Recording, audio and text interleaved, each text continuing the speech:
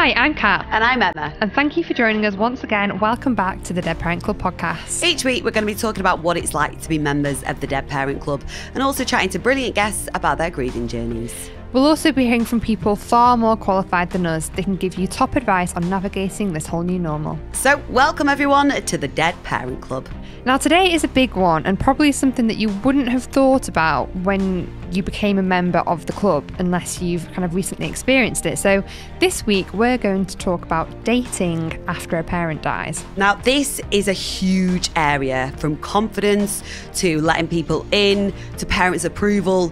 There is so much scope here. So much to cover. So I think we should just jump right in, Emma, and just give it a whirl. Yep, let's get stuck into it, shall we?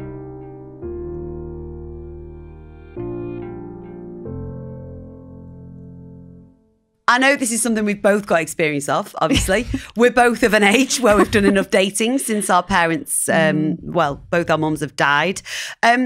What's your experience been like, Kat? You know, I was on the way here, I was in the car and I was thinking about this because it really has been a kind of whirlwind of a journey. And it's not until you look back that you realise the ways in which my mum dying definitely impacted my dating life massively. So I won't talk about it too much because it's not really dating and more relationship. But when my mum died, I was in a relationship and we'd been together for less than a year at this point, maybe since the beginning of the year. Mum died in November. And poor guy, like straight away, I didn't even let him come to the funeral. Really? Yeah. He asked to come and I was like, no, I don't want you there. Why was that? Because I said, if we ever break up, I don't want to think about you at my mum's funeral. I understand that. You don't want that memory for him to be a part of. I get that. I do. And because I was so aware of the fact that if we ever broke up, I didn't let him support me, to be honest, at all. Because you didn't want him as part of the memory of you, of your healing process almost. Yeah. And it was such a confusing thing to navigate and go through. And also, like, when you have just lost a parent, it's so hard to know how to support you. And I think he was overwhelmed, I was overwhelmed, so I broke up with him. And then we got back together and then he broke up with me and then that was just heartbreak in a nutshell. Can I ask a quick question on that? Yeah. Do you think, and I know it might be hard to gauge this, but do you think the heartbreak of breaking up with him was worse because your mum had passed away? Or do you think you would have been equally as heartbroken had your mum still been alive? So I think I knew that we weren't going to last, but we got back together, I think, because selfishly, I think I needed the comfort. Yeah. And also because after a few months, I felt like I was in a place to kind of maybe try out the relationship. But when we did break up, it was on his terms.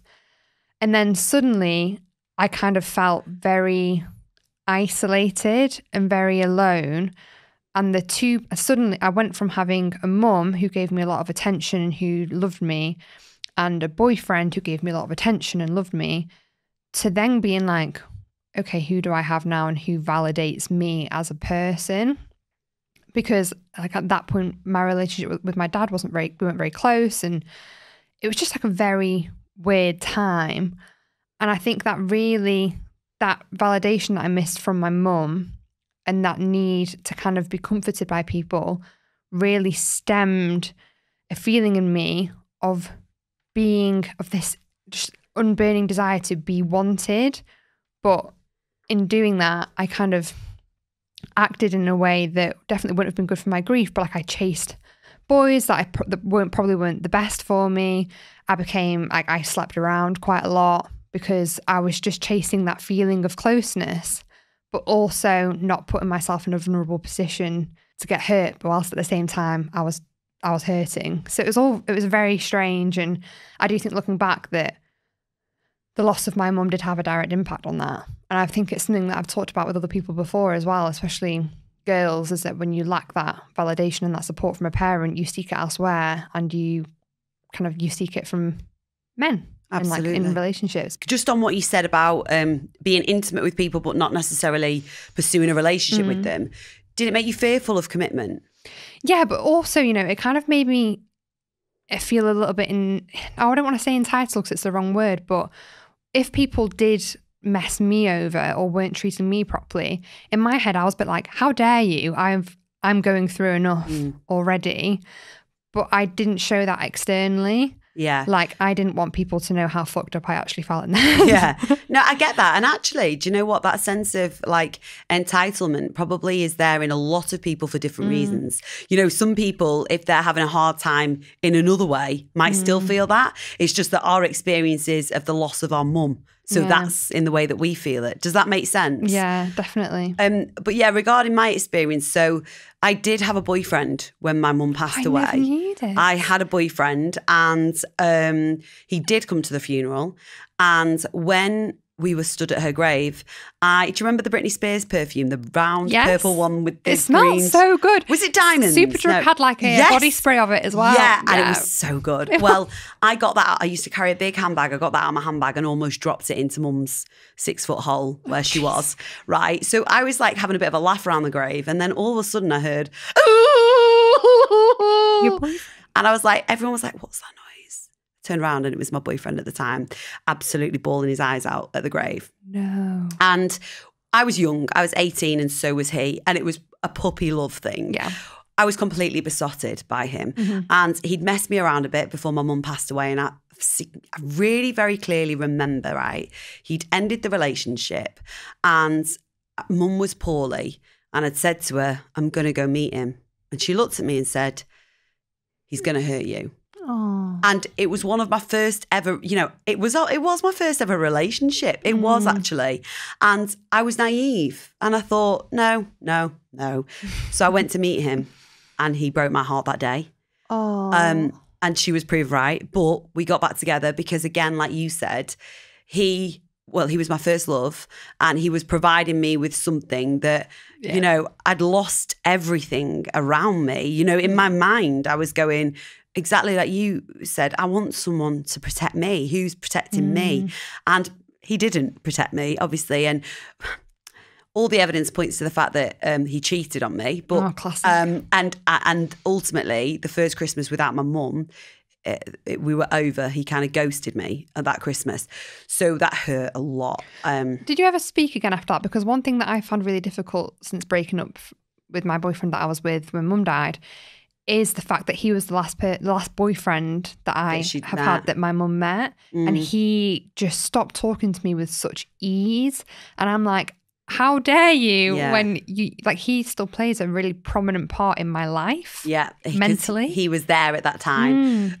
So no, we didn't really talk after that. We were at the same university. So it was a bit weird when I had to go back there and see him with his new girlfriend on nights out and stuff. But you know what, actually, like, I look back at being 18, 19 and learning the biggest lessons of my life from the loss of my mum and the heartbreak of my first boyfriend. And I go, oh, wow. And actually, I was probably more mature about it at the time than I gave myself credit for, because for 2 years, I just went out there on my own and did my own thing. I was like, because I probably I'm not saying I handled it in a healthy way, because when I say I went out there, I went out 5 nights a week drinking and, you know, being a student. Yeah. But what I mean is, I didn't find another partner for 2 years after that. Yeah. And actually at that age, I think that's quite a long time, because you're still feeling your way around and you can often skip from partner to partner, can't you? But no, I haven't really spoken to him. But to be honest, I harbour no ill feeling towards him. And I think because I look back and that was 13 years ago now, where at the time he was the only person my mum had met, I think I'm in a place now where I go, he wasn't right for me. So I know my mum would have said, he wasn't right for you. Yeah. But it took a long time to get to that place. And I have had partners since then. I was with a guy for about 5 years. And it's bothered me that mum didn't meet them. It probably has you, that you go, what would you think of them? Would you think they were right for me? Because it doesn't matter whether 5 of your friends say, yes, she'd have loved him, or no, she'd have probably thought he's not good for you. You're not hearing it from the horse's mouth, are you? And they know best. Mums know best. I really do think a mum's instinct is, most of the time, is right, isn't it? They know what's right for their child. Yeah. How have you felt in subsequent relationships? Has it bothered you that they haven't met your mum? Oh, I feel like with relationships since then, I've only had one boyfriend since then, and that's the guy that I'm with now, I dated quite a few people in those kind of in-between times. With the boyfriend that I'm with now, I do think, well, all my family kind of tell me, oh, you know, she'd love him and blah, blah, blah. But it's similar to you, you know, he is great. And my mum, I do think my mum would have loved him, but it's really hard when he never knew her. So I think that does create boundaries in relationships straight away, because he can't talk about her like somebody could if they knew her. Yeah. Which I think does make relationships after death really, really hard, because they're still a huge part of your life. Like my mum's still a huge part of my life, but I can't talk about memories with her with him. Yeah. But then I think with dating in between that time, I don't know, did you go on any dates in between that time? Like, did you ever meet somebody for the first time on a date? Yeah, I went on dates, but probably a bit like you, I would never allow people in. Yeah. I had this wall, and I thought, because I became quite protective of my own heart, I think. I was like, oh, and unless... You're never going to 100% feel safe with somebody the first time you meet them. And I probably set an unrealistic expectation that when I meet the person I'm supposed to be with, I will feel safe in their company the very first moment I'm with them. Yeah. And that's not true, I don't think. Great if you've experienced that, but I haven't. But when I was going on dates and stuff, maybe this is just dating, but I was very quickly... I would find reasons of why they weren't right very quickly. Yeah. Or mum wouldn't like them for that. Mum wouldn't like that about them. Very, very quickly, I would go, okay, no. Did you ever, like, what are your thoughts on telling people on a first date that your parent had died? Oh, always. I would always say it. I would always tell anyone, date or a stranger. I have no qualms about doing that, because do you know what? I'm not ashamed of it. And if that is too much for them, then I'd rather know straight away. What about you? Yeah, I think obviously doing this podcast helps, but even before that, I think I was quite open with the fact that I didn't have a mum. And I think also obviously social media these days, people always know before they actually meet you. But I do also have a bad habit of just blurting it out to strangers. I did it to the postman the other week, and he was just like, he was like, oh, and he's not been back since. He said that his daughter's gone to Lancaster University, and I was like, oh, I went there. My mum died whilst I was there. Why? Why would I say that? I don't know. But I do think I would be very open about the fact that she was dead, but I wasn't open about the fact about how much I was grieving and how mentally unwell I was. Like at one point after my mum had died, I was suicidal. Like I wanted to die. So I was on antidepressants, but I would still go out and I would still sleep around, and people would still think that I was fine when really I wasn't. And one thing that's actually really stuck out to me was this one guy that I had a bit of a thing with at uni, and it was always very casual. His dad actually passed away very suddenly from a heart attack after we'd finished uni.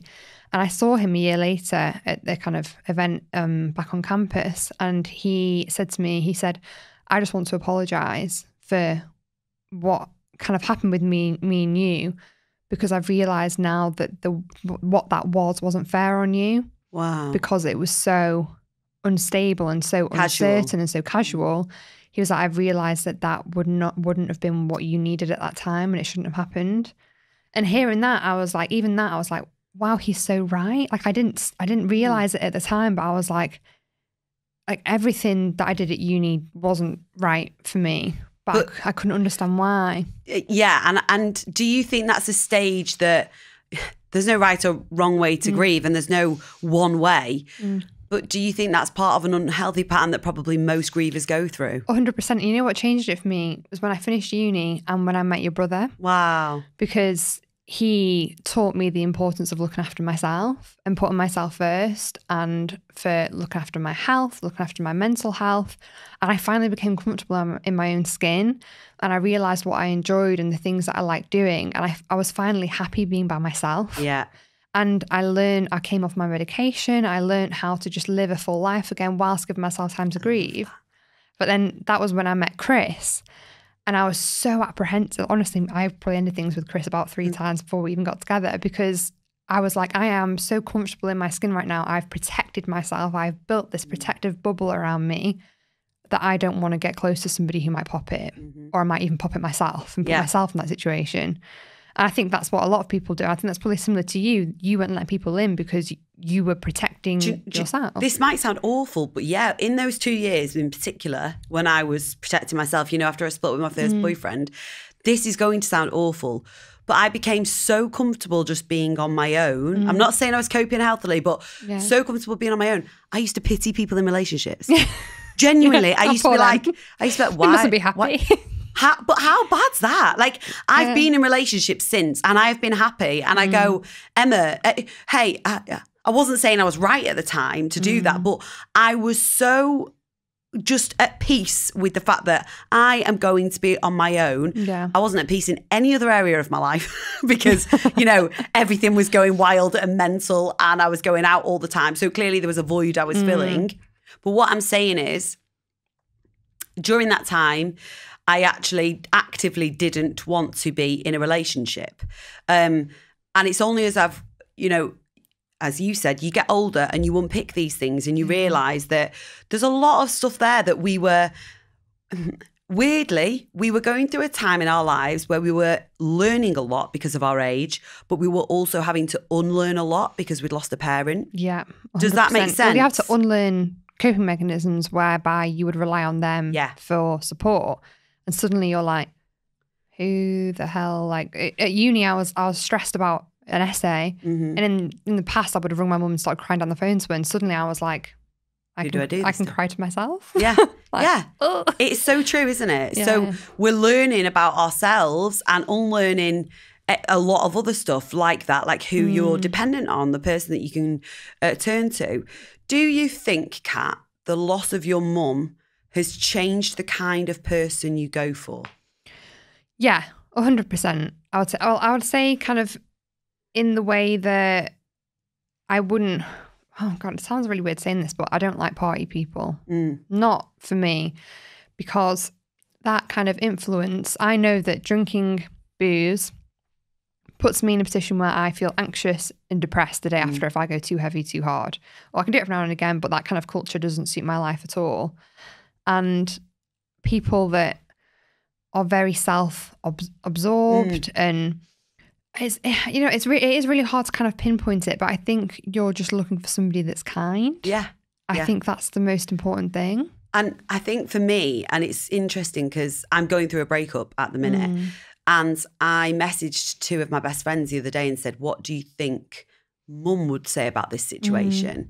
And the echo from my friends is, you have a pattern of going for men that need protecting. It's like you are looking for people that you can look after. Yeah. And I honestly think that that is some kind of influence from the loss of mum, because there is clearly a desire in me to love and nurture people. You couldn't look after her as much as you wanted to, so you're doing it to somebody else. I honestly feel that, and I feel, I don't know about you, it's quite an interesting and like, you know, weird thing that I've thought about, but I feel like because I've had a few breakups, when I've grieved them, I weirdly feel like I'm grieving my mum again. Yeah. Because I associate loss with death. Yeah, never seeing them again. Yeah. And it's almost like, you know, then you would turn to your mum at that time for that comfort. And so it's like a double grief. Does that make sense? No, 100%. I am, when I think about ex-boyfriends, like I'm very jealous of people that can just get over ex-boyfriends, not really think about them. All of my exes have made a massive imprint on my life. And I think since my mum died, they've made an even bigger imprint because I'm so hyper aware of where that relationship was and where that relationship no longer exists. Yeah. And I 100% think that, like they do say, that it's like when you lose a job. People say losing a job is like grief. And it is, because it's a life that you knew and suddenly you're thrown into the deep end again and you have to learn how to swim on your own. Yeah.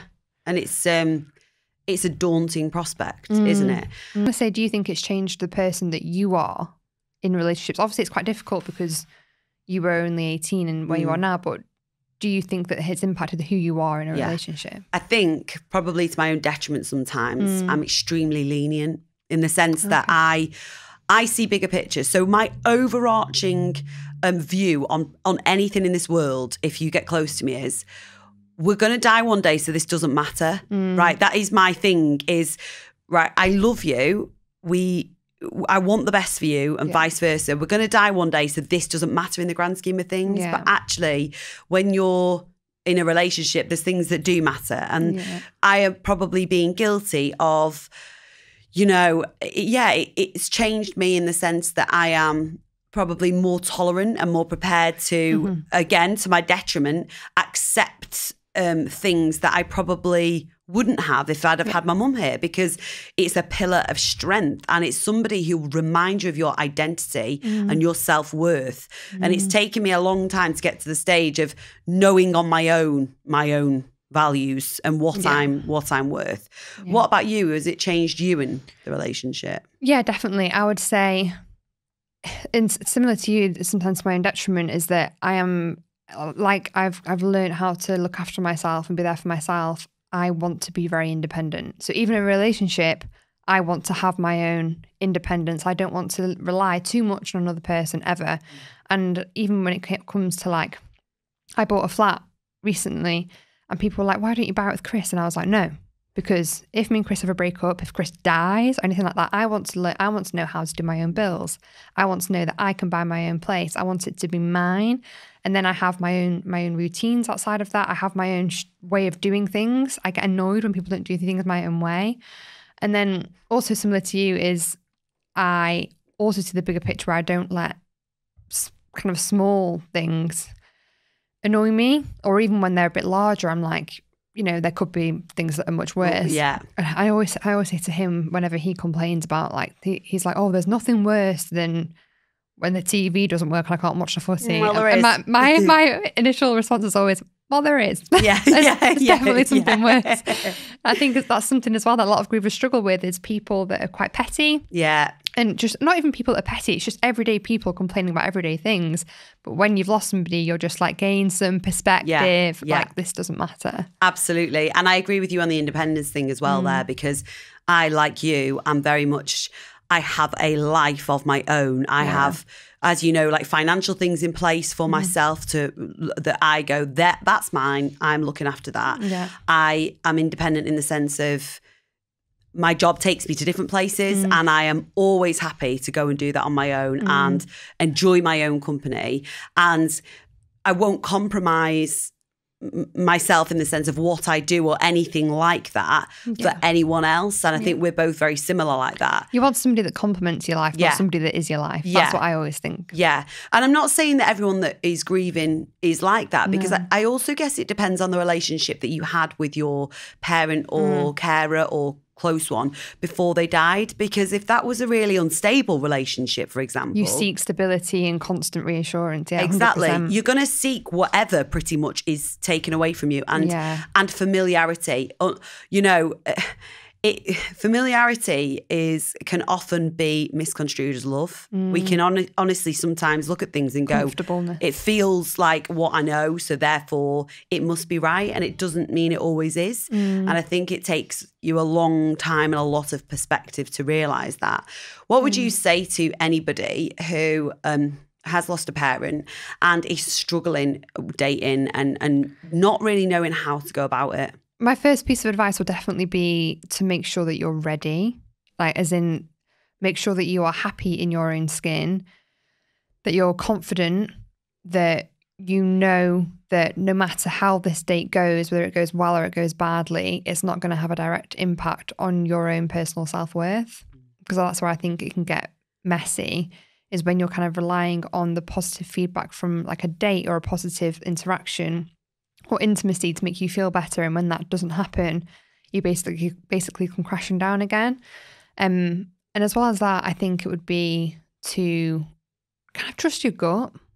And I think if you're with somebody and you're not feeling like they're going to hear you out or they're going to listen to you, then I think leave and don't feel bad for leaving. And if you do mention your parent, and if they react awkwardly, they make you feel uncomfortable about bringing it up, they avoid the subject, I think it's fine to give them a chance, but I think take that as a warning sign, because as a griever, the thing that you need most is somebody that feels comfortable talking about your loss. Yeah. And also as an extension of that, don't feel that you have to carry on dating somebody, like you said, just because they're giving you a bit of attention or something. Don't stay around people who don't feel liked, because that can happen. I think we can put ourselves in front of the wrong people just because they're giving us an inch of something. They're just throwing us a bone, and you will take that. Don't like, think about yourself. And also, you know, I think a lot of the time, if we look in ourselves, even though you might not know the exact words that your parent would say, your gut will tell you. Yeah, definitely. Your gut will say, actually, they're telling me this person is or isn't right for me. And I think also, if you've lost a parent or whatever, and say your home situation changes and you're left more vulnerable in that respect, know that there are other ways of doing things. You don't have to, you know, date or be with somebody because they help your situation. Does that make sense? Don't just settle for that, because if you look and ask for help, there are places and resources that will ask you for help. You don't have to date the wrong people just to feel any ounce of stability, because if they're wrong for you, you won't feel stability in the long term. Yeah, 100%. I couldn't agree more. And I think just remembering that we are so hyper aware that life is short, so don't spend your life feeling less than just happiness. Yeah. Like, I think ultimately, and remember that whilst your self-worth and identity might have taken an absolute battering, nobody deserves to exploit that. You really do deserve love. Just because somebody who loved you has been taken from you doesn't make you any less worthy of that love. 100%. Oh, that was like therapy. I really enjoyed that. Quite emotional after that. Also, like, me and Kat have opened up on like some things quite personal to us that I actually I really hope my dad doesn't listen to this episode. or the guy I'm breaking up with, or anyone else that knows me. So so sorry, Kat's dad. Sorry to my boyfriend that I'm breaking up with. We're currently going through a breakup with. But thank you for listening. And I hope it's been useful. And thank you to everybody that reached out when I messaged about it on the Instagram platform today. Yeah. I hope that there's been stuff that you've resonated with, and just know that you're not alone in whatever you're going through. Dating is a minefield. Add grief on top of that, and it's double the minefield. Remember that you can reach out if you want to talk to us, or if you've got any suggestions or questions at all on anything you'd like to cover. There might be other aspects and elements to dating and relationships that we haven't talked about today. 100%. So you can drop us an email at hello@deadparentclub.co.uk. You can find us on Instagram at Dead Parent Club Podcast, or on Facebook at Dead Parent Club, and Twitter at DBC Podcast. You certainly can. Thanks for listening. We'll see you next week. Thank you. Bye.